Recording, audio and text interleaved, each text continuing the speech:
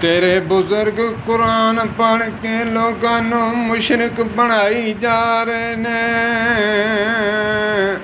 تے ساڈے بزرگ ڈھولکیاں تے تمال پا کے مسلمان بنائی جا رہے نے۔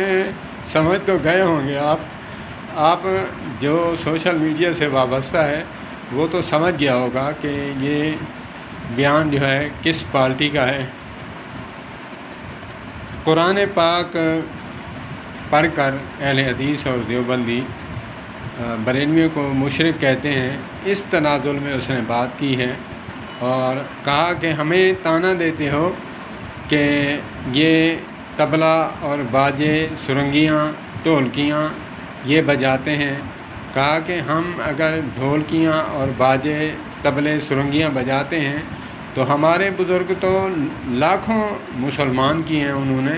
اس تنازل میں اس نے بات کی، اس نے کافی وہ کیا، لوگ اس کی ویڈیو کو ایسے شیئر کر رہے ہیں ویوز لینے کے لیے، سبسکرائبر بڑھانے کے لیے، کہ اس نے جو ہے قرآن کی توہین کی ہے، اس نے جو ہے قرآن پاک کی توہین کی ہے، اپنے بزرگوں کو جو ہے اس نے اوپر مانا ہے۔ ایسی بات نہیں ہے، قرآن پاک کا کوئی مخالف نہیں، اگرچہ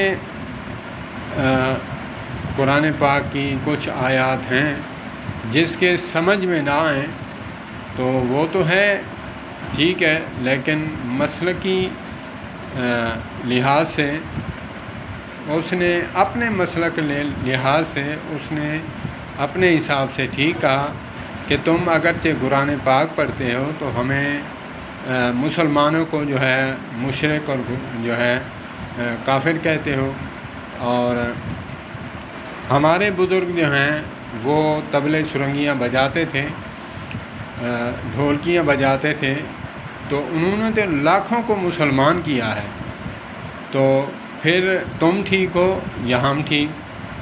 اللہ پاک ہمیں سمجھ عطا فرمائے۔ اللہ پاک ہمیں، بھائی کون کسی کو گستاخ اور مشرک کہتا ہے؟ کوئی نہیں کہتا۔ جو قرآن پاک کی آیت کی زد میں آ گیا وہ تو قرآن پاک ہے، تو اللہ پاک ہمیں سمجھ عطا فرمائے۔ اللہ پاک ہمیں بزرگوں کی ان تعلیمات کے پیچھے چلنے کی توفیق عطا فرمائے جو قرآن و سنت کے موافق ہے۔ والسلام علیکم ورحمۃ اللہ۔